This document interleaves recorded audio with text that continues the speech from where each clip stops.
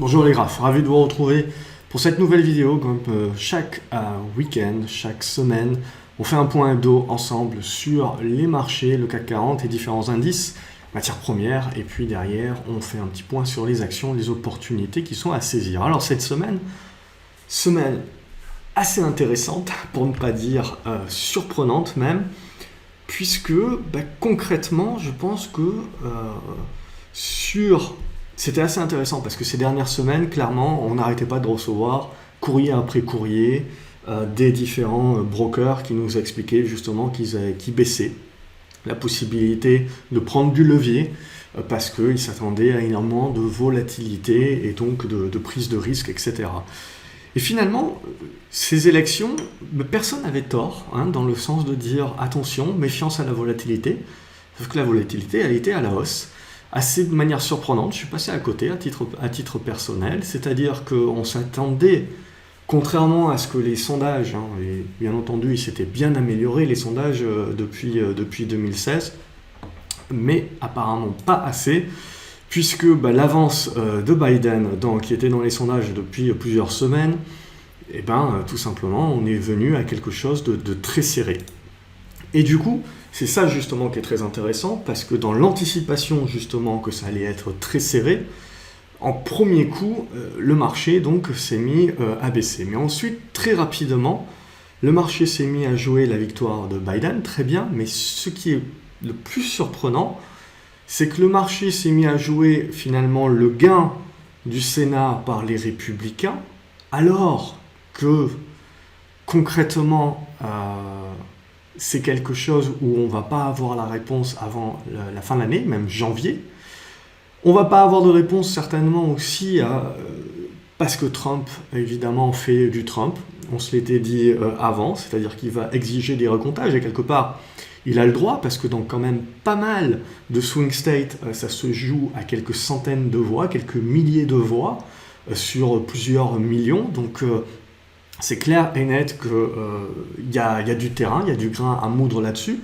Donc clairement, toute l'incertitude que l'on pouvait avoir sur les élections, on l'a eu. Et pour autant, sur la semaine, donc, on a les indices américains et le CAC qui gagnent entre plus 7 et plus 10%. Et ça, lié, alors c'est toujours pareil, on peut toujours trouver des explications, s'expliquer les choses et dire pourquoi machin, truc, bidule. Toujours est-il que l'idée, bien entendu, c'est de se dire... On a horreur de l'incertitude, et quelque part, pour un marché boursier, là où on a un peu plus de certitude, c'est finalement si Biden gagne, mais sans majorité, et donc sans le Sénat. Et donc c'est quelque part la cohabitation, comme on a en France de temps en temps, et on peut quasiment passer aucune loi. Donc c'est-à-dire tout ce qui pouvait faire peur éventuellement au marché, en termes de taxes, en termes d'antitrust, etc., ça squeak.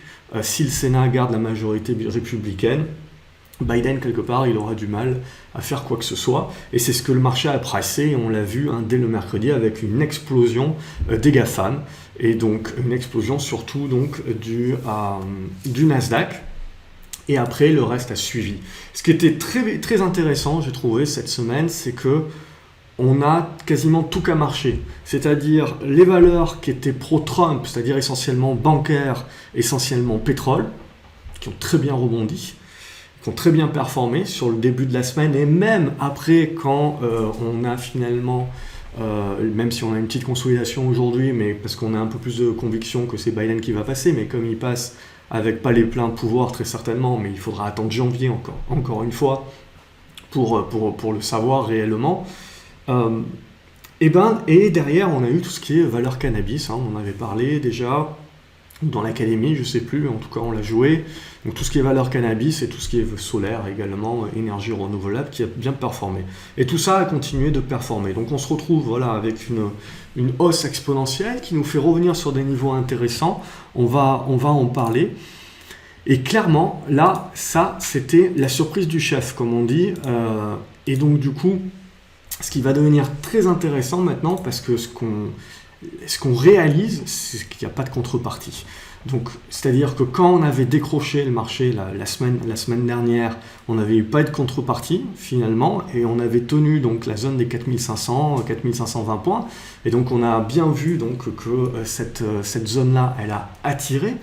Et ce que l'on voit donc, c'est que le marché est blindé de liquidités. Donc dès qu'on retrouve un petit peu plus de conviction, on rentre à l'achat de manière massive et il n'y a pas de vendeurs. Et ce qui est génial cette semaine, c'est clairement, il n'y a pas de contrepartie vendeuse. Donc la semaine d'avant, on n'a pas de contrepartie acheteuse, tout le monde se fait dessus. Et cette semaine, on n'a pas de contrepartie vendeuse. Donc là, c'est un marché, c'est ça la difficulté du marché. On s'en était parlé quand je vous parlais du risque de retour de la volatilité, de ce yo-yo, etc. Et donc de mouvements qui sont très rapides. C'est ça le risque du marché actuellement. Et ça risque de durer. C'est qu'on ne retrouve pas de contrepartie. Donc c'est très compliqué d'avoir des mouvements qui sont tenables et qui se construisent. Et là, on re-rentre dans un épisode justement qui va être très important et très intéressant, c'est est-ce qu'on va être capable de construire? Parce que ce qu'on est en train de faire là cette semaine, c'est quand même un beau signal. Alors, il faut mettre les œillères, c'est-à-dire si on se concentre uniquement sur le graphe et qu'on oublie que les États-Unis actuellement, c'est plus de 100 000 cas par jour du Covid, donc seconde vague en plein dedans. L'Europe, on n'en parle pas. La Chine et l'Asie, on avait dit, c'est le risque justement qu'il y ait une résurgence. Ça commence potentiellement, ils sont en train de couper un petit peu les accès. Donc, on sait très bien, on n'a pas forcément les bons comptes, mais en gros, s'il y a quelques cas, on peut multiplier ça par 10, voire par plus. Mais clairement, le Covid n'est pas parti, il est toujours là. Quand on regarde les indices, on se pose la question. Mais à ce stade-là, donc, on est toujours et on va toujours vers des confinements, voire même des confinements étendus. Et donc tout cela aura un impact nécessairement sur les chiffres du 4e trimestre. Bien entendu, il y a toujours des sociétés qui vont s'en sortir mieux que d'autres, mais quand même si c'est des confinements qui sont un peu plus laxistes, on a quand même des impacts sur les entreprises pour ce 4e trimestre. Ensuite, ce qui est très intéressant, c'est qu'on a continué d'avoir des bonnes stats économiques, des stats économiques qui nous ont prouvé que le 3e trimestre était bien dans ce phénomène de reprise, et une reprise forte. Et on voit le chômage également aux US, etc. Tout ça, on a battu quand même les perspectives. Donc, on voit quand même que la puissance et la confiance sont toujours là. Dixit, la vidéo également que je vous ai publiée hier. Je ne vais pas rentrer dans le détail pour pas faire cette vidéo trop longue. Concrètement, c'est ce que je vous ai dit hier avec le choc exogène qui est donc le Covid et maintenant l'importance de rapidement redémarrer la machine pour conserver la confiance, etc. Et c'est là où ça se joue, clairement. Et donc cette dualité, on s'en était parlé le week-end dernier, cette dualité que l'on a, voilà, à se dire, bon, ben, on peut espérer, parce qu'on a quand même pas mal de choses, on a des sociétés résilientes, on a des banques centrales qui continuent à avoir du cash, continuent à avoir des cartouches, continuent à nous dire qu'ils vont faire preuve d'ingénierie financière et qu'ils sont capables de supporter le marché. Donc on a toujours ce chevalier blanc, et surtout, ce qui est plus important que d'avoir le chevalier blanc, c'est que le marché a confiance que le chevalier blanc a les réponses. C'est ça qui est le plus important, c'est une affaire de confiance. Et en parallèle de ça, on a le Covid, etc. Mais ce qui est très intéressant, c'est plus le marché est résilient actuellement alors que les cas Covid explosent, plus on tend vers l'exponentielle des cas Covid, mais également le pic. Et donc ce qui est très intéressant, c'est que si le marché en effet ne prend pas peur maintenant, alors je ne sais pas, je ne suis pas épidémiologiste, mais dans 2 ou 3 semaines, on devrait quand même arriver au pic un petit peu partout. Et après, le confinement devrait quand même commencer à faire ses preuves. Et à partir de ce moment-là, on sera plutôt donc sur une fin de la seconde vague et potentiellement le marché n'aura pas pris peur. Et donc ça aussi, c'est à prendre en compte. Le vaccin, évidemment. Alors, évidemment, on peut toujours dire, oui, mais le vaccin, il faut déjà qu'il y en ait un qui sorte. Il faudra voir s'il est efficace, si c'est la course, etc.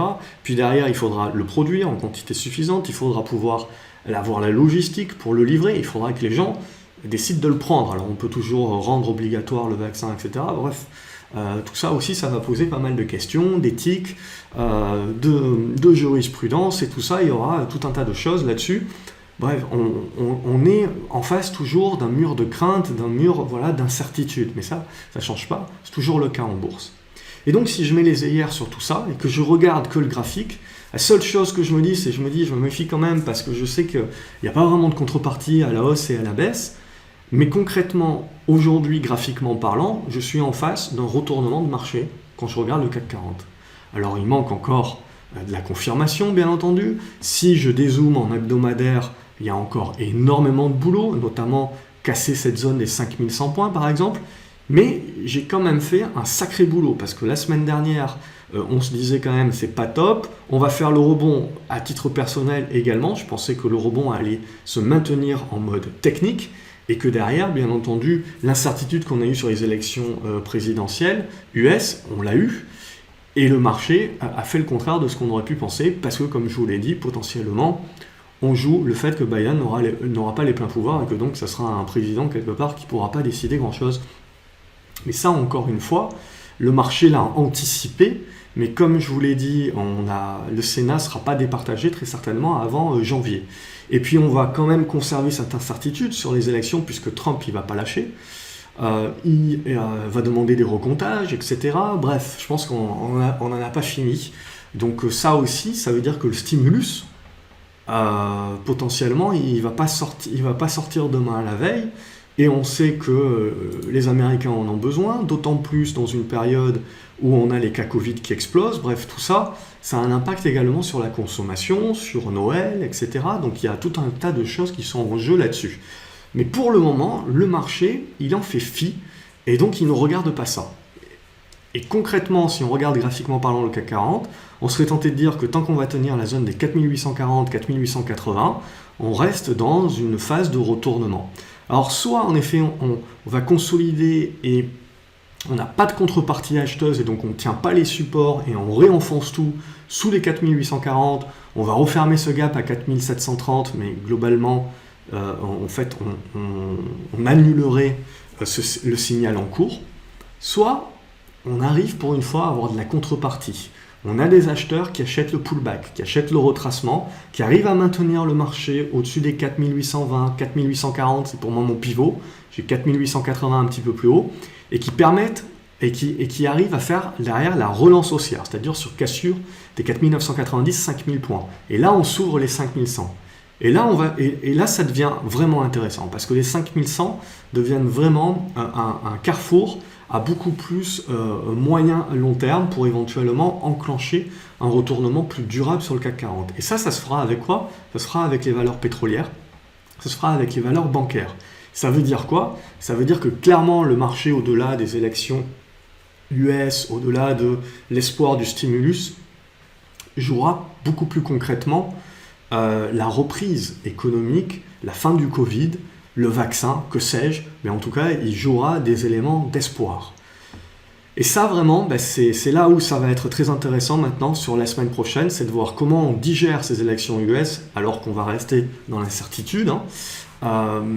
Et du coup, est-ce qu'on retrouve de la contrepartie ou pas? Moi, c'est vraiment ce que j'attends de regarder, de voir, parce que c'est ça qui va nous renseigner sur la suite, si on recommence à être agressif à nouveau, ou si on garde les protections, même si elles nous ont fait un petit peu mal cette semaine, on conserve un petit peu de la protection et on attend de voir la volatilité, la contrepartie, où ça en est.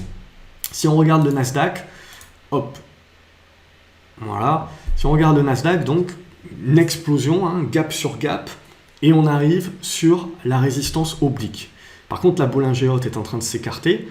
Et là, ce que l'on voit clairement, c'est qu'on n'a pas vendu cette arrivée sur résistance. Alors, on a un petit peu vendu, on a un petit peu pris les profits, mais on n'a pas non plus fait un gros chandelier d'invalidation.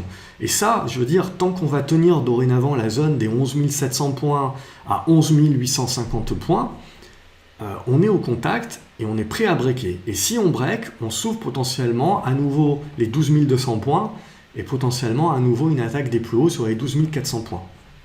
Donc ça aussi, c'est à regarder de près, parce que quand on dézoome au niveau de l'hebdomadaire, on est quand même haussier, mais on dégrade, et on fait pas mal de divergences sur les indicateurs.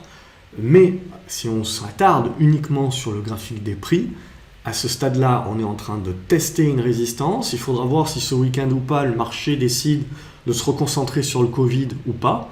Mais concrètement, graphiquement parlant, tant qu'on ne va pas repasser sous ces 11 850 points au niveau du Nasdaq, on n'a pas de consolidation qui nous fait retravailler un petit peu cette zone là des 11 500, 11 600 qui redevient pivot. On avait parlé la semaine d'avant, ou il y a 2 semaines, comme étant cette zone pivot et en dessous de laquelle on passait en mode correctif.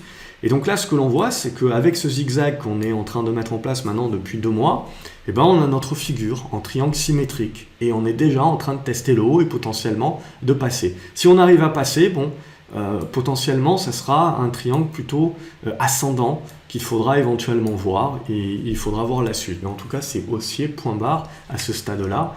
Et ce gap ici, on viendra certainement le consolider et le refermer. Mais tant qu'on va conserver ce gap-là, le mouvement qu'on a initié cette semaine reste valide. C'est quand on va refermer ce gap-là qu'on retombe dans l'avis partagé, neutre, pessimiste, même un petit peu, en tout cas prudent, qu'on avait la semaine d'avant, le week-end dernier, lorsqu'on a fait l'analyse ensemble. Et donc à ce stade-là, on a complètement retourné comme une crêpe l'ambiance, le sentiment de marché en 3 séances. On peut regarder le Brent également, on est dans la même physiologie, et là ce qui je trouve très intéressant sur le pétrole par exemple, c'est le pétrole a fait ce qu'on pouvait anticiper que les marchés feraient juste avant les élections, et donc c'est-à-dire le rebond technique qui revient sous les résistances, mais qui bute, et qui derrière éventuellement relance sa tendance baissière, ou relance en tout cas une construction intermédiaire. C'était plus ce scénario-là que j'attendais sur les marchés. Et puis on a cassé évidemment donc les marchés, eux par exemple là sur le pétrole, on aurait cassé les 40, si on avait fait comme le marché, on aurait cassé les 41,50 $ et on serait revenu au niveau des 44 $ et on serait en train de reconsolider à nouveau sur les 42 $. Selon quoi on serait en train de valider une figure de retournement. Là, sur le pétrole, ce n'est pas le cas. Donc ça prouve quand même que sur la base du pétrole, on est un peu plus réaliste, on a fait le rebond. Mais à ce stade-là, on privilégie quand même la réalité économique, c'est-à-dire en termes de consommation, etc., qu'on continue de rester impacté aujourd'hui par les confinements et les différentes hausses Covid que l'on a un petit peu partout dans le monde. Je vous l'ai dit, donc déjà au niveau du pétrole, si on veut croire en retournement haussier du pétrole, il faudra breaker cette zone des 42 $, 41,50 $ pour revenir chercher la zone des 44 $. Sinon, on peut revenir certainement travailler la zone des 37 $.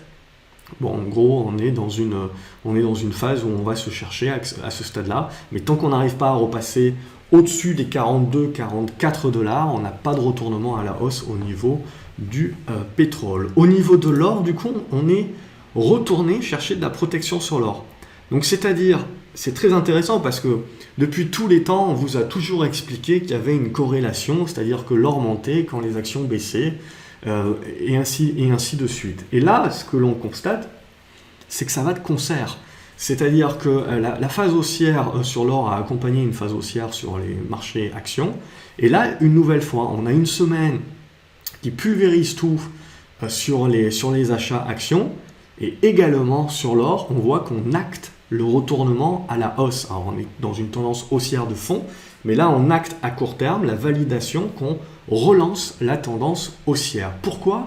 Parce qu'au fur et à mesure où j'achète des actions, et donc je prends du risque, je mets quand même une partie de mon portefeuille en or, en argent, en bitcoin, je vais quand même aller chercher de la diversification. Et je me sors par contre du dollar, je prends moins de risques sur le dollar, etc., puisque je ne l'utilise plus en valeur refuge, ce que j'avais fait la semaine d'avant, éventuellement, justement, parce que là, j'étais avant tout, je reviens au cash, j'ai peur, je reviens au cash, je reviens au dollar. Et là, on voit, je n'ai plus peur, j'ai confiance, donc je reviens à une exposition action, je reprends du risque, mais je couvre mon risque, non pas avec du dollar ou du cash, non, je couvre mon risque avec de l'or. Et donc on a le retournement haussier qui se fait sur l'or, on a le retournement haussier qui se fait sur l'argent également. Il y a encore un petit dernier créneau sur l'argent qui serait bien de casser, on voit aux alentours de cette zone des 26 $ pour complètement relancer le schmilblick. Et derrière, quand on regarde l'euro-dollar, on voit donc qu'on s'était bien affaissé ici sur la zone des 1,16, donc on avait fait en valeur refuge et là on est repassé en mode risk on et donc on a l'euro qui se relance. Donc évidemment pour les portefeuilles US ça pêche un petit peu sur notre performance, mais là voilà, on arrive sur la zone de résistance, mais globalement on est dans des probabilités fortes de relancer à la hausse la tendance sur l'euro-dollar et donc on reste en mode risk on. Et donc là aussi, pour reparler éventuellement que le marché se rejouait à se faire peur reviendrait à du cash, reviendrait un petit peu à une protection valeur refuge dollar, il faudrait commencer par repasser en dessous des 1,1750. Et ça serait le signe à nouveau qu'on n'a pas de contrepartie, qu'on n'arrive pas à défendre les supports les résistances qu'on vient juste de casser et à les transformer en support, et qu'on continue une espèce de yo-yo dans une espèce de range plutôt en mode rectangle. Donc ça aussi, c'est important à regarder et à se servir comme indicateur. On va passer dorénavant aux actions. J'en ai pas mal à vous présenter. J'ai pas tout dans la liste ici que vous voyez à gauche, je m'en suis mis à côté. Je les ferai en fin de vidéo, donc restez bien jusqu'à la fin de la vidéo. Il y a potentiellement encore des actions sur la liste. Allez, on attaque avec 2 CRSI. Donc, on a pas mal de valeurs qui avaient nettement dégradé donc, la semaine dernière et qui là sont en train faire plus que du simple pullback, mais sont en train de retourner leur tendance. Donc c'est le cas de 2 CRSI, il faudra encore confirmer la semaine prochaine, mais là voilà, on a une valeur qui éventuellement commence à se retourner, donc il faudra tenir cette zone des 3,30 € et pouvoir valider derrière avec une cassure des 3,80 € et donc relancer derrière éventuellement une attaque de la zone des 4,30 € je dirais, pour aller chercher les 5 € en long shot à ce stade-là. Vous avez Acacia Pharma également qui a plutôt bien performé cette semaine. J'avais présenté dans l'académie donc le biseau descendant. Là, on est en train de breaker par le haut. Donc on a potentiellement encore un petit peu de marge vers la zone des 2,30 qui a l'air d'être une grosse résistance. Puis on aura peut-être un pullback congestion qu'il faudra se garder sous le coude. Et peut-être à la faveur d'une news, la cassure des 2,30, 2,35 qui peut commencer à nous faire tenter la réintégration du gap. Donc ça se garde sous le coude, ça. Adonis, ça a un petit dossier, ça. Il n'y a pas beaucoup de volume, il faut faire attention. Mais pareil, comme 2 CRSI, etc., c'est des dossiers qui étaient plutôt bien suivis avant qu'on dégrade pas mal la semaine passée. Et donc cette semaine, il n'y a pas grand monde dans le carnet d'ordre. Mais en gros, si on a la confiance qui revient un petit peu, on a vu pas mal de petits dossiers se sont pas mal repris cette semaine. Donc là, il faudrait réussir à casser les 2,60 € pour revenir chercher la zone des 2,80 € et se remettre dans des bonnes dispositions sur Adonis. Ça se regarde. Air France, donc du coup, ça aussi c'est un bon signal. Je veux dire, quand vous avez les valeurs mal aimées qui sont complètement cassées, ou la semaine dernière on parlait encore de faillite, de renflouement, etc. du gouvernement une énième fois, qui réagissent comme elles réagissent là et qui créent des congestions, alors là il manque encore le break par le haut. Mais clairement, quand on a ces valeurs-là cycliques, mal aimées, dans les secteurs d'activité qui se font complètement défoncer, et en plus avec la seconde vague, je veux dire, on repousse d'autant leur reprise potentielle, mais pour autant, on voit qu'on a des acheteurs. Donc il y a du monde. Donc il faudra que ça tienne, bien entendu, c'est toujours la même chose. Et sur cassure des 3,30 €, on aurait un signal éventuellement pour jouer un retour vers les 3,60 € et après une construction congestion. On a la même chose sur ADP, je vois que je ne l'ai pas mise dans la liste, mais ça ressemble pas mal à ce que fait Airbus de toute manière. Airbus aussi qui s'est mis dans des bonnes dispositions, je vais virer ça. On le voit, donc cette semaine, en revenant, donc là on avait pas mal dégradé le week-end dernier. Et là, toute cette semaine, on se remet dans des bonnes dispositions. Alors on peut toujours faire un pullback sur la zone des 66, tenir cette zone, c'est important. Et derrière, on a une congestion qui se met en place. Et si on arrive à breaker par le haut, ben, clairement, je ne sais pas quoi vous dire, mais si on commence à breaker sur ces valeurs-là, cycliques, impactées par le Covid, par le haut, ça veut clairement dire que le marché est en train d'anticiper que, ok, très bien, on est dans la mouise, oui, on est toujours dans la seconde vague, peut-être qu'il y en aura même une troisième, etc. Mais le marché a envie de croire à la reprise. Donc, il joue la reprise et le marché, c'est quelque chose déjà, et il joue déjà le premier trimestre 2021 ou deuxième trimestre 2021. Il est déjà en cette perspective-là. Alstom également, donc c'était une tendance baissière. On a fait une bonne réaction au prorata de la baisse. On est quand même en train d'arriver là sur une zone de résistance. Ce qui va m'intéresser, et je l'avais dit je crois dans l'académie, je l'avais utilisé en exemple. Et ce que j'avais dit, c'est qu'il vaut mieux à la limite louper le premier rebond plutôt qu'à chaque fois essayer d'acheter des supports, de se les faire casser et de se retrouver dans une situation inconfortable. Donc là, on a le rebond, on voit, il est très marqué avec des bons volumes. Clairement, il y a du monde. Ce qui va nous intéresser, c'est éventuellement quand ça va construire, quand ça va retravailler cette zone-là. Et là, on peut éventuellement rentrer avec un peu plus d'assurance et en tout cas des repères pour faire sauter la position si jamais ça repart à la baisse. Amazon, donc comme le Nasdaq, s'est remis dans des bonnes dispositions également. Et donc ça aussi, je regarde. Tant qu'on ne va pas refermer le gap qu'on a mis en place, c'était mercredi, et qu'on va réussir à conserver cette zone aux alentours des 3150-3200 $, bon, ben, au niveau des GAFAM, ça va. Et on continue d'être haussier, on continue dans une phase de distribution, hein, donc tout ce zigzag là, c'est une phase de distribution, et cette phase de distribution, soit on en sortira par le haut pour une nouvelle tendance haussière, soit on en sortira par le bas, mais potentiellement c'est pas pour tout de suite encore, cette figure là, elle peut encore durer, et pendant ce temps que ça dure, les GAFAM finalement arrivent à niveler le marché, et ce que l'on a, c'est des rattrapages sur les secteurs d'activité mal aimés, sur les petites capes, et ça permet au marché de jouer des rattrapages ailleurs. Aperam, là aussi c'est très intéressant, parce qu'au niveau acier sidérurgie, on est en mode retournement, là aussi. Donc, bon, je ne vous montre pas, il y a Arcelor, il y a AMG, il y en a pas mal. Là, il y a Aperam, et on voit clairement, cette semaine aussi, bam, on revalide la phase de retournement. Et on voit la phase pivot qui est aux alentours de ces 25 €, donc il faudra la conserver.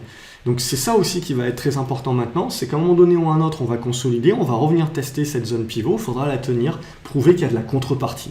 C'est ça qui va être le plus important pour moi. Toutes les valeurs là qui ont donné des bons signaux, c'est dans la consolidation, dans le retour sur les anciennes résistances qui deviennent supports, la validation de ces supports-là, le fait qu'il y a des acheteurs qui achètent ce niveau-là, qui tiennent ce niveau-là, ça nous dira beaucoup sur la suite du marché. Si on retraverse tout comme dans du beurre, ça va nous en dire beaucoup aussi sur le marché, ça va nous confirmer qu'il y a zéro contrepartie et que clairement c'est du yo-yo, et donc il faut rester dans une mentalité de prendre ce qu'il y a à prendre jusqu'à ce qu'on ait quelque chose un peu plus tendanciel à jouer. Au niveau d'Atari, là aussi c'est une tendance haussière qui est en train de rentrer en mode consolidation. On voit qu'on a validé un support cette semaine sur les 35 centimes d'euros qui peut éventuellement relancer la tendance haussière sur cassure des 41 centimes d'euros. Donc on est dans une phase de congestion. Atos c'est pareil, on avait décroché la tendance baissière. On est en train de faire un rebond au prorata de cette baisse qui revient chercher, je dirais, la zone des 64 € où là on devrait trouver de la résistance et derrière consolider. Et derrière, c'est cette construction éventuellement qu'on mettra en place ici qui va nous intéresser. Beneteau a été très résiliente, on en avait parlé la semaine dernière, très résiliente la semaine dernière, continuer ici son retour en forme. Il faut voir si on va réussir à breaker ou pas ces 8,20 €. En tout cas, au niveau au-dessus des 7,50 € à court terme, on peut rester positif sur la valeur. CGG, c'est baissier. Mais ce qu'on va regarder justement, c'est ces valeurs mal aimées. À un moment donné ou à un autre, on voit que le marché se réintéresse. Ce qui nous intéressera sur CGG, c'est la cassure des 53 centimes d'euros. Là, le marché commencera à valider une fin d'hémorragie et une construction éventuellement de rebond-retournement. Mais ce n'est pas pour tous les profils, bien entendu, c'est encore prématuré. Claranova aussi, on a fait un très beau rattrapage sur Claranova. On est en train de buter sur cette zone des 6,30 €, ce qui peut éventuellement lancer une consolidation sur la zone des 5,80 €. Mais tant qu'on va tenir cette zone-là, on a une congestion là aussi qui va se construire et il faudra attendre en casse par le haut ou casse par le bas pour lancer le prochain signal. Mais on voit, il y a des volumes, il y a du monde, enfin il y a des acheteurs, on voit, il y a du cash, il y a de la confiance surtout qui est revenu cette semaine. Ça m'intéresse beaucoup de pouvoir le confirmer ou l'infirmer la semaine prochaine. Ça va nous en dire beaucoup sur dans quel état d'esprit on se met pour la fin d'année.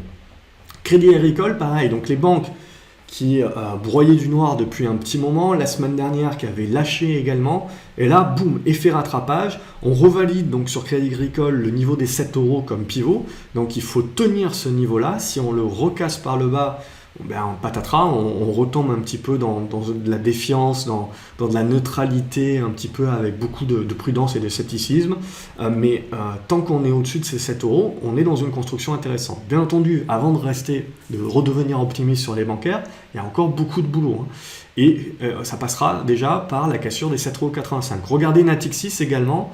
On est dans une consolidation pullback actuellement, BNP Paribas aussi, est quand même dans une bonne configuration comme Crédit Agricole qui est très propre. DBV Technologies, on s'en parlait depuis quelques semaines en disant que ça cotait en dessous de la trésorerie, que ça faisait pas tout et qu'en gros il fallait une news. La news est arrivée lundi, la hausse a été très forte, ce qui prouve également que le marché est fortement acheteur, a beaucoup de cash. C'est que quand vous avez des spéculations, je veux dire, elles ne se font pas à moitié, même si c'est des news, voilà, pour l'occurrence, là, d'un dépôt de dossier. Ça ne veut pas dire que ça sera validé, ça ne veut pas dire que l'agence européenne ne va pas retoquer de la même manière que la FDA. Voilà, on dépose un dossier. Mais tout de suite, ça permet de faire réaliser au marché, ça se paye en dessous de la trésorerie, et voilà, il y a encore un potentiel éventuellement même si sur le marché américain ça patine, il faut refaire des tests, refaire des patchs, refaire des trucs, ça va demander de l'argent, il y aura certainement une augmentation de capital qui interviendra. Bon, ben, je me mets sous la dent quand même en attendant un dossier, une remise de dossier sur l'Europe. Donc pour moi, voilà, la hausse là et le fait qu'on arrive à atteindre la moitié du chandelier, pour moi c'est purement technique, hein. C'est pas en termes de valorisation, etc. Donc, et ça valide le fait qu'on est dans des marchés qui sont très techniques, très spéculatifs, avec beaucoup de cash, et en fait on est en mode on et off en permanence, et c'est pour ça aussi qu'on ne trouve pas beaucoup de contrepartie, parce que la majorité des acheteurs, la majorité de ces achats et de ces ventes se font dans une mentalité de prendre ce qu'il y a à prendre. Et donc on a du mal à construire les choses sur des dossiers qui ne sont pas très qualitatifs, où là forcément on a des gérants, on a des gros qui permettent d'avoir une contrepartie quand même sur les titres. Derichebourg également, on avait parlé de cette congestion ici dans le triangle symétrique, on a cassé cette semaine. Donc on a très bien cassé cette semaine, éventuellement il y aura un pullback, hein, mais on a un bon retournement là aussi qui est en train de se mettre en place. Ensuite on a East2Pay, alors ça c'est un petit titre, il faut se méfier, pas mal de faux signaux, etc. parce qu'il n'y a pas beaucoup de volume, le carnet d'ordre est assez creux. Mais concrètement, quand même, graphiquement parlant, on est dans quelque chose, on le voit, si les volumes arrivent, ça peut se jouer en break ici des 90 centimes et des brouettes et jouer de la spéculation. Egid, c'est un petit titre également qui est en train de tenter le retournement. Il faudra valider les 91 centimes d'euros pour revenir chercher les 1 euro. Ça reste propre, hein. Je veux dire, tant qu'on tient la zone des 80 centimes d'euros, on reste dans un retournement de moyen terme. EOS Imaging, il y aura du boulot encore, on a une bonne construction congestion qui est en train de se mettre en place. Maintenant, il faudra confirmer, et on le voit, cette confirmation, c'est un dépassement des 1,42, 1,45. Eramé, pareil, a confirmé cette semaine, on avait une bonne congestion ici, on a validé le break, on avait parlé le week-end dernier, il me semble, quelque chose comme ça. Donc on a le break, donc là, on est en train de tenter. Il faudra réussir à confirmer. Le gros de la résistance est là sur ces 29 euros. Sinon, éventuellement, le pullback sur les 24 euros à tenir pour ne pas retomber dans les travers. Euronav, c'est du rebond technique à ce stade-là, mais regardez, les volumes sont quand même assez importants. Donc pour moi, c'est du rebond technique, je le prends comme tel, mais j'interprète également la force des volumes comme le fait que là, il va falloir quand même voir comment ça va construire, comment ça va congestionner, mais on a un intérêt qui revient sur le titre. C'est toujours une tendance baissière, bien entendu, mais ça, c'est quand même quelque chose qui m'attire. Et on sait que la valeur peut être assez volatile, justement, et faire des remontadas assez fortes, si jamais le marché se met à rejouer le problème de stockage, avec le Covid, moins de consommation, plus de stockage du pétrole. Voilà, c'est un thème qui peut revenir sur le devant de la scène, et là, voilà, ça peut aller très très vite. Pour l'instant, graphiquement parlant, on le voit, on bloque sur les 6,80 €. Il faudra réussir à le passer ce niveau-là. Et en attendant, on construit avec des forts volumes. Donc une phase d'accumulation, je serais tenté de dire. Eutelsat, c'est en train de construire. Le gros du boulot, ça sera de passer cette zone des 9,30 €. Tant qu'on tient la zone des 8,60 €, on reste dans une tentative de rebond retournement. Genoway, ça rame un petit peu, c'est assez large. Il faudrait repasser les 3,10 € pour lancer un retournement haussier. Sinon, voilà, il y a une zone de support entre les 2,60 € et les 2,40 € sur cette zone-là. Groupe SFPI s'est remis dans des dispositions pas trop mal. Il faudra confirmer en repassant les 1,28 €, 1,30 €. Hybrigénix, c'est spéculatif et on se remettra dans des dispositions, justement, des bonnes dispositions, en repassant les 19 centimes d'euros. Cadis, voilà, des fois on est là au bon endroit, au bon moment. On en avait parlé de ce biseau descendant, de l'intérêt du dossier déjà depuis plusieurs semaines, mais du fait que graphiquement parlant, c'était en train de dégrader, on avait refermé le gap, ce qui était plutôt pas mal, et de commencer à regarder le dossier puisqu'on validait plutôt le biseau descendant. Bon, lundi, boum, OPA de Sanofi qui propose un très bon prix, donc parfait, si vous y étiez, c'est les trades, entre guillemets, c'est les meilleurs trades, puisque c'est tout de suite, on ramasse beaucoup, sans se poser trop de questions. Alors bien entendu, le prix proposé est à 5,45 €, donc si on a du temps, si on peut bloquer du capital, si on croit que Sanofi se retirera pas, etc., ce qui a l'air quand même très peu probable, c'est amical en plus, donc c'est dans l'intérêt de tout le monde. Voilà, éventuellement, il y a les 5,45 € qui peuvent s'offrir, mais ça demande peut-être de bloquer du capital, puisque ça ne sera pas avant janvier, je crois, 2021. Lucas Bols qui vivote un petit peu, qui tente un réveil, mais je dirais, voilà, la zone des 7,70 € a passé. Et derrière, il y aura un morceau à 8 €, 8,10 € pour se réouvrir la zone des 8,50 €. LVMH donc qui va très bien, tant mieux pour le CAC 40.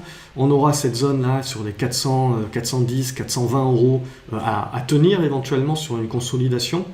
Mais voilà, on continue de graviter sur les plus hauts en tendance haussière, rien à dire. MDX Health qui se remet peut-être dans des bonnes dispositions pour jouer le break, pour revenir un petit peu jouer cet oblique ici, et potentiellement breaker pour relancer la hausse. Medincell, même chose, donc ça s'était bien comporté la semaine dernière, ça a consolidé cette semaine, puis en fin de semaine, on est en train de retenter l'oblique descendante, qu'il faudra breaker donc pour créer la spéculation haussière. Au niveau de Nextedia, on continue le mouvement, on avait consolidé la semaine dernière, on a relancé la hausse, et donc on est en train de travailler cette zone aux alentours des 1 € et des poussières, comme une zone de résistance, et on peut, je pense, commencer à tergiverser et à tracer une espèce de triangle ascendant, là aussi, pour une tendance haussière en mode suivi de tendance. Nicox, ça sera un dossier très intéressant également. On voit l'augmentation des volumes, donc une bonne réaction aussi. Pullback éventuel sur la zone des 3,60 €. Et derrière, congestion. Donc là aussi, je veux dire, il y a tout ce qu'on peut entendre, tout ce qu'on peut craindre, etc. Bon, on voit que c'est surtout pas mal de biotech quand même qui fonctionnent plutôt pas mal, mais pas que, pas mal de cycliques également se défendent très très bien. Et donc là, voilà, congestion qu'il faudra observer. On voit la consolidation et les constructions de ces prochaines séances, prochaines semaines, là, ça va être très important pour la suite sur beaucoup de configurations. Orange, même chose, on a une construction qui est en train de se mettre en place et il faudra casser les 9,80 € pour donner un signal. Pixium Vision s'est remis dans des bonnes dispositions également, ça serait bien de valider en cassant la zone des 60-62 centimes d'euros pour se remettre bien comme il faut. Quantum qui clôture au-dessus des 4,20 € pour la première fois, donc là c'est bien, on valide bien, on a des bons volumes également, on continue la tendance haussière. Et donc la prochaine étape, je dirais que c'est cette zone des 4,70 €. Dans cette zone-là, Royal Dutch Shell également, on voit qu'il a créé une fin d'hémorragie qui est éventuellement en train de consolider, mais tant qu'on va tenir cette zone-là des 11 €, 11,30 €, pour moi c'est une zone de consolidation qui peut éventuellement ouvrir une seconde jambe de rebond vers la zone des 12 €, 12,30 €. Sanofi également qui s'est bien récupéré tout au long de cette semaine, bien favorisé également par le fait potentiellement qu'on ne pourra pas trop voter apparemment aux US, c'est ce qu'on semble jouer, que le gouvernement ne pourra pas faire grand-chose, et donc également sur les pharma, ne pas leur imposer des tarifs plus bas. Donc au niveau de Sanofi, on reste quand même néanmoins sous une oblique descendante, on la voit ici aux alentours des 87 €. On est en train de consolider, donc là ce qui va nous intéresser, comme sur beaucoup d'autres valeurs, c'est tenir les zones de soutien et retenter éventuellement de breaker cette oblique-là. SES, on continue là aussi de mettre en place le retournement, ça reste positif sur cet aspect-là, tant qu'on tient la zone des 7 €. Showroom privé avant Société Générale qui continue son petit bonhomme de chemin, l'e-commerce fonctionne très bien et va continuer de très bien fonctionner. Et on voit donc globalement, on est en train de s'ouvrir la voie des 1,35 € si on remonte ici, des 1,35 € et puis après, si on veut ouvrir la voie à plus et affinité, les 1,50 €. Mais en tout cas, voilà, c'est haussier, c'est en hausse exponentielle et sinon, voilà, les 1,10 €, 1,05 € qui sont le support. Au niveau Société Générale, pareillement, on voit, on avait congestionné et on a fini par breaker. Donc là, éventuellement, on consolide un petit peu, mais pareil, c'est pas moche ce qu'on est en train de faire. Ça demande confirmation encore, mais clairement, c'est de la fin d'hémorragie qu'on est en train de travailler. Solocal, là, c'est dossier un peu plus spéculatif. Il y a un regroupement qui va arriver, je crois, le 20 novembre ou quelque chose comme ça. Ce qui peut nous intéresser éventuellement à jouer, c'est ce petit triangle ascendant ici. Alors, je n'ai pas tracé très droit, mais vous avez compris l'idée. Donc, dépasser cette zone des 2 centimes 10 pour arrondir et s'ouvrir éventuellement un retour vers les 2 centimes 30 avant une construction et plus si affinité, mais il y aura eu le regroupement d'ici là, je pense. Au niveau de Technip, là aussi c'est une tendance baissière. On a eu surtout un rebond technique en mode pullback, throwback sur Technip, donc qui revient, vous voyez, sur l'ancienne oblique support qui devient résistance. Donc tant qu'on ne sera pas capable de passer ces 5,40 €, ne pourra pas se remettre dans des dispositions de retournement et de fin d'hémorragie. Pour l'instant, c'est du rebond technique, ça s'observe. Thales également, qui s'est bien remis dans des bonnes dispositions. Il faudra tenir cette zone-là.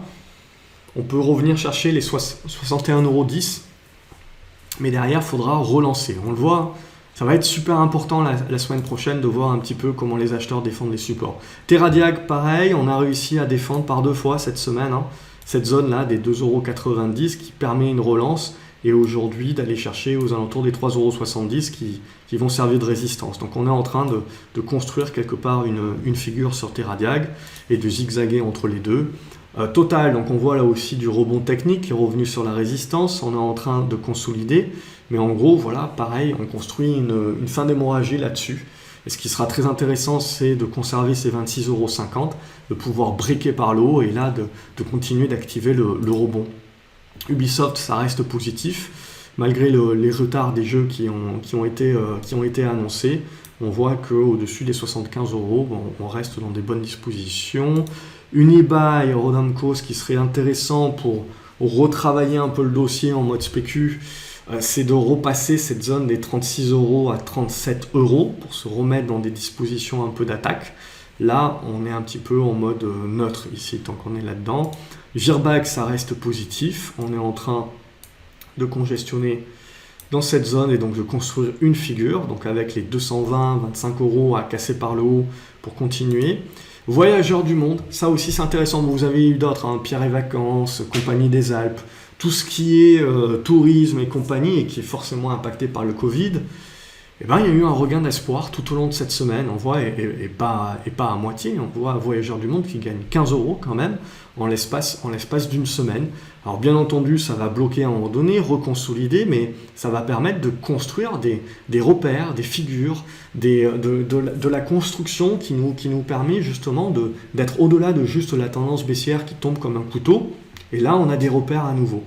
Donc ça aussi, je veux dire, là en l'occurrence, c'est un rebond technique qui se fait au prorata de la baisse, mais ça veut dire quand même quelque chose. Ça veut dire que le marché, il revient sur ces dossiers-là, parce que bon, au-delà du Covid, il achète quoi ? Il achète déjà le fait que ces boîtes vont survivre, ont la capacité de survivre.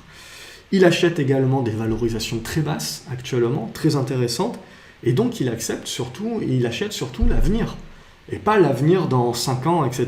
Il achète potentiellement là dans 6 mois qu'on revient à la normale et que donc ces sociétés-là auront la capacité de revenir à des niveaux de valorisation derrière beaucoup plus concrètement intéressants. Et en tout cas, on a cet effet réactionnaire à ce stade-là. Alors attention, la réaction, c'est absolument pas un retournement à ce stade encore à la hausse de la tendance. Il y aura encore beaucoup de boulot là-dessus. Et l'un des premiers boulots derrière, c'est de construire. Et c'est la vision de cette construction qui va nous en apprendre beaucoup plus sur la suite. XFAB également, vous avez eu une cassure de cette oblique-là. On est en mode pullback actuellement. Il faudra voir si on est capable de redémarrer. Mais là aussi, ça fait partie des valeurs qui sont en train d'effectuer des bons rattrapages après avoir fait des constructions pendant pas mal de temps. La liste, petite liste également essentielle. Bon, je vous avais parlé d'Arcelor, AMG. Vous avez Kaufman à regarder sur l'IMO également, Nexity aussi, tout ça c'est des dossiers qui sont dans les tendances baissières, mais Kaufman se remet plutôt pas mal. Nexity aussi rebondit bien. Vous avez d'autres dossiers également très cycliques, là aussi comme Vicat. Je veux dire, quand on voit tous ces dossiers cycliques qui sont achetés, pas qu'un peu, regardez les volumes, alors les résultats sont moins pires que prévu, ça tient bien, etc. Mais on voit le marché qui a confiance et qui va acheter donc de la value, qui va acheter clairement ces valeurs-là, même si on est en plein dans la seconde vague. Donc ça démontre aussi une certaine confiance du marché. Donc ça n'empêchera pas éventuellement d'avoir de la consolidation, mais si, comme je vous l'ai dit dans la vidéo et tout au long de la vidéo, si on arrive à transformer les anciennes résistances en support, à voir la contrepartie, ça sera quand même fort en chocolat, très intéressant pour la suite, avec en gros des retournements qui se construiront un petit peu partout sur les valeurs cycliques. Ce qui veut dire qu'en effet, on peut regarder le monde actuellement et s'en inquiéter, mais le marché potentiellement nous sera en train de voir à 3 mois, à 6 mois, que sais-je, mais sera en train d'être beaucoup plus positif sur l'avenir. Et on sait très bien, en bourse, hein, on achète l'avenir. Bon, vous avez, je ne vais pas toutes les faire, mais je vous propose également, regardez tout ce qui est assurance et compagnie. Vous avez Aegon, vous avez Ageas, tout ça, vous avez AXA. Voilà, là aussi, il y a des valorisations qui sont attractives, etc. Ce n'est pas forcément les meilleures tendances du monde, mais ça peut vous intéresser pour des portefeuilles plus moyen long terme, avec toujours des dividendes, voilà, pour patienter. Bon, après, aux US, en ce moment, je suis en train de me faire Qdian. Alors, je sais, ça ne se prononce pas comme ça en pur mandarin, mais l'idée est là, c'est qu'on a une congestion et qu'éventuellement sur cassure à la hausse, vous pouvez avoir de la spéculation. C'est spéculatif comme titre, hein, bien entendu, donc c'est pas pour tout le monde. Autre titre spéculatif là qui est sur Euronext, c'est Lavid. Alors ça, je connais pas du tout, j'ai pas regardé honnêtement. Alors c'est une penny et il y a 25 000 titres échangés, donc autant dire que c'est pas pour tout le monde, que c'est vraiment en pure spéculation et que c'est tailler la position. Mais graphiquement parlant, pédagogiquement parlant, ces types de configurations, de retournement haussier que l'on peut avoir. Là, il y a une dimension spéculative en plus du fait que c'est une penny, qu'il n'y a pas beaucoup de volume. Mais voilà un petit peu l'idée. Vous avez Transgène également qui bouge pas mal en ce moment et qui a surtout pas mal de volume. Et on a donc éventuellement un retournement qui est en train de se construire. Bon, ce retournement, il aura encore besoin de pas mal de boulot et dépasser cette zone des 1,60, 1,65 notamment. Allez, 1,70 avec cette oblique. Et là, vraiment, on aura un vrai signal. Mais sinon, en attendant, on a une construction au-dessus des 1,35, 1,40, on peut rester positif. Vous avez Vernier, Vernier, Onxeo également, jetez un œil. Lexibook aussi, ça se retourne pas mal. Vous avez quoi d'autre? Bon, Verimatrix, ça se comporte toujours très bien, c'est toujours moindre risque. Vous avez Almac également, Makea. Alors, Adfink et Madvertise, qui sont sur le même secteur d'activité, sont plus propres en termes de dossiers, etc. Celui-là, il a plus une dimension spéculative. Et donc, ce qui va nous intéresser là sur ce dossier, c'est la cassure des 27 centimes d'euros. Revenir au-dessus des 27 centimes d'euros, les tenir, et donc se remettre dans des dispositions éventuellement pour faire de la spéculation sur ce titre. Vous avez Vivorient également, qui cette semaine a pas mal boosté, plus que pas mal boosté, et qui donc est en train de reconsolider. Voilà, une zone comprise entre les 4,70 et 4,80 qui serait bien de tenir en support. Et derrière, on aurait une construction vraiment intéressante sur ce dossier-là, qui est pareil, qui n'est pas très liquide, mais qui est clairement dans une configuration qui peut être très intéressante à moyen terme. Vernier, je ne sais pas si vous en avez parlé, on se l'est dit. Vous avez TCH qui est un petit peu dans les mêmes dispositions que Solocal, spéculatif, en mode recovery, mais encore du boulot. Et on voit là le boulot pour TCH. C'est les 1,35 à casser pour valider derrière un rebond un petit peu plus fort vers la zone des 1,50 et plus si affinité. À ce stade-là, voilà où on en est. Bon, je pense que j'ai fait un petit peu le tour. Advicen également, potentiellement, j'ai vu qu'il y avait pas mal de volume cette semaine. Alors, c'est pas une configuration très propre, on voit, c'est toujours une configuration baissière, hein, clairement. Bon, on peut reconstruire un petit peu mieux, ça n'a pas l'air super probant, même si on avait le break qui était ici, là, tac. L'idée, c'est qu'on a du pullback, mais surtout, bon, il y a des volumes, ça échange pas mal. À ce stade-là, on est loin du moindre risque encore, on ne peut pas parler de retournement, mais les volumes, quand même, doivent attirer l'attention et de voir comment on construit dans cette zone-là. Et derrière, ce qui nous intéressera vraiment sur ce titre, c'est la capacité à repasser les 6,60 € et là, les tenir. Et à partir de ce moment-là, ça validera des dispositions de retournement à la hausse. Donc ça se regarde éventuellement pour la suite des opérations. Voilà ce que l'on pouvait dire cette semaine. Comme d'habitude, j'espère que ça vous a plu. N'hésitez pas à mettre un pouce en l'air, ça fait plaisir et puis ça motive à continuer à vous fournir ce type de vidéo-là et ce type de format-là. N'hésitez pas à me dire ce que vous pensez du marché, quels sont les titres que vous suivez en commentaire également. Ça aidera toutes les personnes qui visionnent et qui veulent aller plus loin, puisque je ne peux pas voir tous les titres et vous proposer tous les titres non plus. C'est pas parce que je ne parle pas d'un titre qu'il n'est pas intéressant, donc n'hésitez pas à en parler dans les commentaires, ça aidera l'ensemble de la communauté. Merci d'avance, je vous souhaite un excellent week-end. N'oubliez pas de vous abonner à la chaîne, cliquez sur la clochette, comme ça vous ne loupez pas d'autres vidéos, et à partager la vidéo, la liker, et je vous attends donc en commentaire. Excellent week-end une nouvelle fois, et à lundi pour de nouvelles aventures boursières les graphes. Salut.